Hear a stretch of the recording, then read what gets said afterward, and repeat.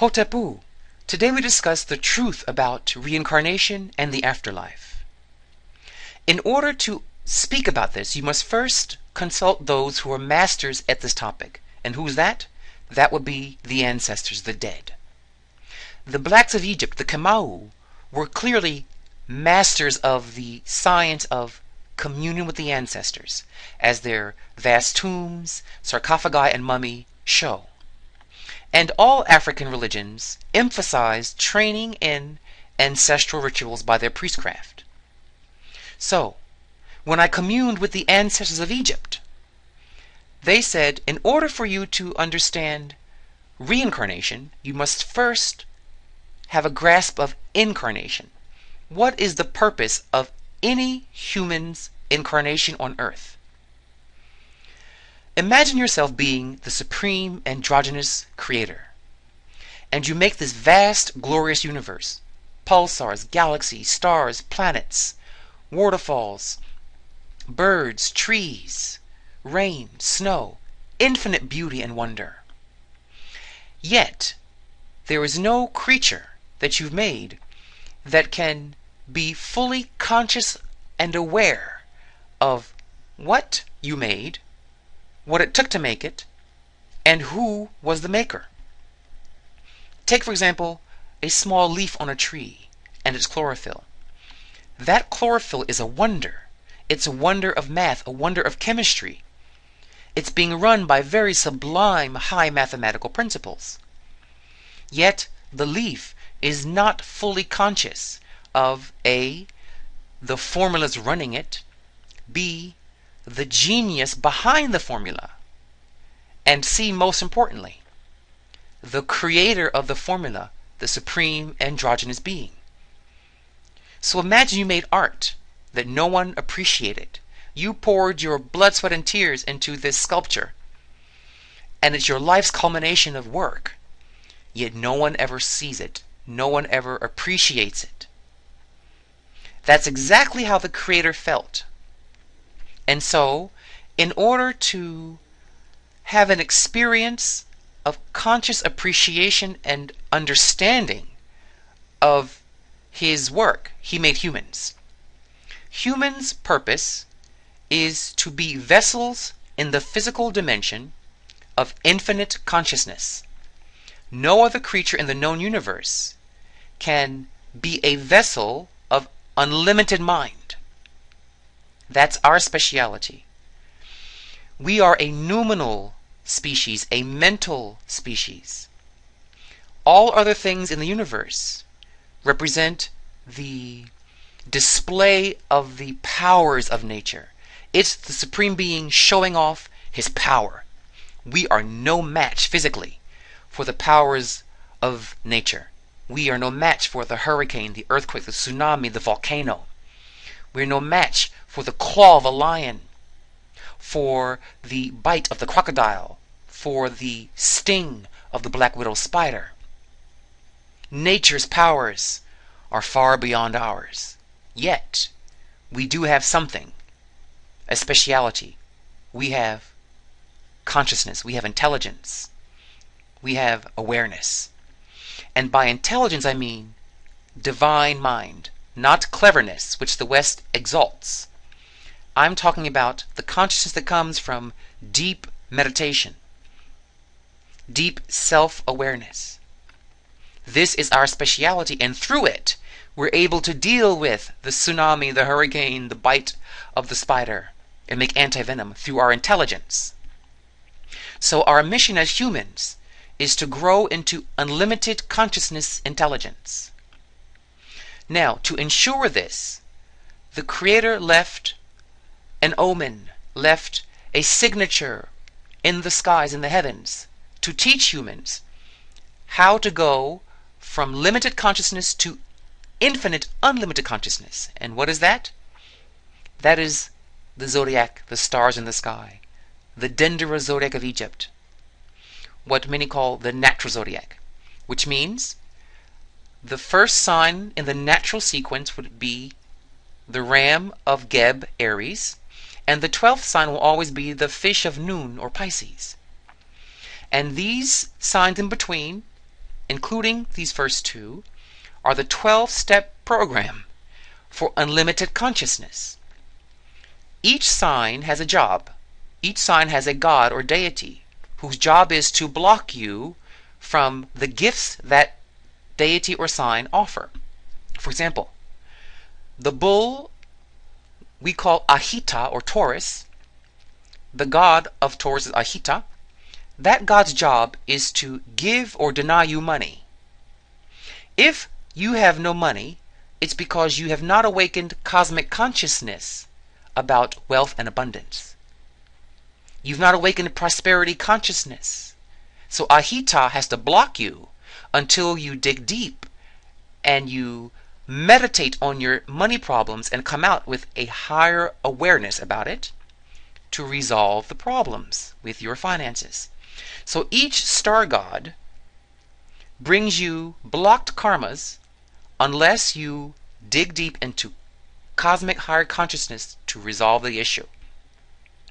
That's how we are forced to become wiser, to become greater in awareness. Now, the next two things represent what people most ask me about reincarnation. Number one, can you change your race? The answer is no. That's spelled N-O-E. No. No way. The Egyptian ancestors, when I drummed into the spirit world, and I asked them that question, I said, can you change your race? They took me to 3 trees. Apple, orange, peach. They said, each of these are the races of the earth. There are only 3 races. There is the black race, the white race, and the Asiatic race, which includes Native Americans. So, each tree does what? The apple tree, let's say, are the Africans.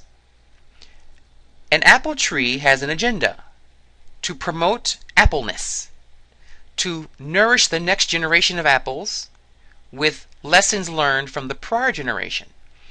So, Generation A survived storms, survived plagues, survived being eaten by birds, and then passed on into its DNA how it survived. The next generation of apples absorbs that DNA and now has those tools and database. So the next apple generation is stronger and tougher. You do not see apples falling off the tree, rolling over to the oranges, and trying to teach oranges about being an apple. A, the orange has no interest in being an apple because its task is orangeness. B, what a waste it would be if the apple tree spent all that resource and energy into its seed only to have the seed roll off somewhere else, taking all that knowledge with it. No. You are born into an ancestral pool, and your job, a tree, that's why we call it family trees, because the ancestors said that's exactly how it is. Trees give the answer of reincarnation over races, through races. You don't change your race. You don't change your apple species into an orange or a banana or whatever. So, that's that. This means that no, you cannot then say, if you are a white man, that you were once a pharaoh of Egypt, unless you're from the Ptolemies, who were Macedonians, who were white people. Otherwise, those were black men who were the pharaohs. Black, blue-black Africans. So, you have to remember, you stay in your own tree line. That's conservation of energy, because all of the lessons are recycled back into that which gave you life. You have to feed your ancestors back, because they gave you life. You stand upon their shoulders. And they worked hard for you to survive and to be able to exist. You owe them. What you owe them are the lessons you learned to survive. And each generation of children, their job is to finish the unfinished business of their parents. If you are a parent and you have children, their job is to complete the unfinished business of you or your grandfather, or your grandmother, your great-great-grandmother. Something in the generations past will try to come through the next generation to complete itself. So you have to feed that which gave you life. The apple seed must feed apple trees. Ultimately, all apple trees around the world, no matter where they are in distance, belong to a larger ancestral group called the archetypal apple tree, where all apples come from, in principle, the god of appleness. So all trees, when they die each generation, feed into the pool of appleness, feeding all future trees. Can you change your gender and your sexuality? No. Think of sexuality as a lake source with two streams coming out of it, two tributaries. The source is the androgynous source, which is where the gays and homosexuals are born. Then you have a stream that is yang, electric, heterosexual male, and a stream that is magnetic, yin, heterosexual female. Each of these streams are owned by a god as well as the source. The god of the androgynous source is called Hapi. He gives birth to gay and lesbian people who have experiences who then die, and like ice cubes placed into a water, at death the ice cube of the consciousness of that gay person dissolves into the pool of androgeneity, informing it, teaching it. So Hapi grows. Heterosexual males, same thing, they die, their consciousness experience goes into, like an ice cube, the river of the male yang heterosexual gods, informing those lineages of gods for the next generation of heterosexual males, and the same for the females. So the whole thing is recycling like trees, like seeds, back into your source that gave you your base. Now, the final part I wish to speak on is the image in front of you. You have a mummy laying on a lion bier, a lion table, with a bird called the Ba, your divine spark, your immortal witness consciousness. This is the part of you that cannot die or be born.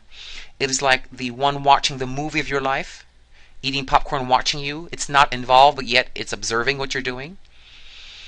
And it holds in its talons the Shen, which means to circulate, to reincarnate, or to orbit. And the Shen is a rope that's made into a circle and then bound with that horizontal bar at the bottom, meaning you are roped into, bound by the ancestral threads that are your basis.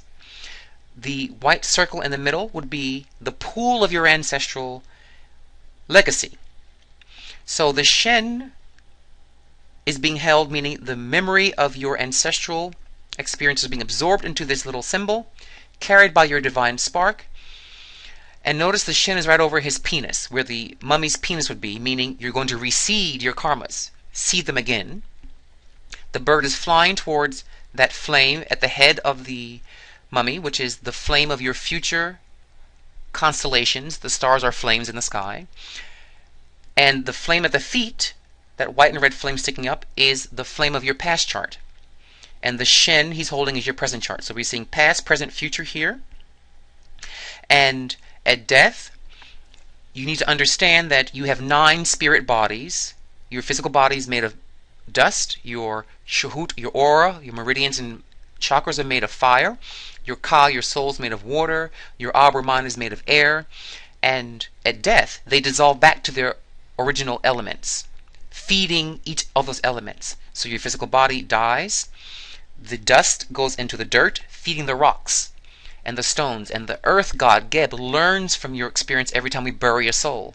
That's why the Egyptians made their monuments in stone, Stonehenge. Even at tombs and cemeteries, it's called a tombstone. We link stones to the dead because our flesh feeds and educates Geb, the earth god. And each body is trained and dissolved to the element that it came from. Each body must be learned what's called Ma'ah, divine order, cosmic consciousness. If your lower bodies were not taught cosmic consciousness but a bunch of mess, crazy ideas, chaotic living, we say they become foul, they begin to stink.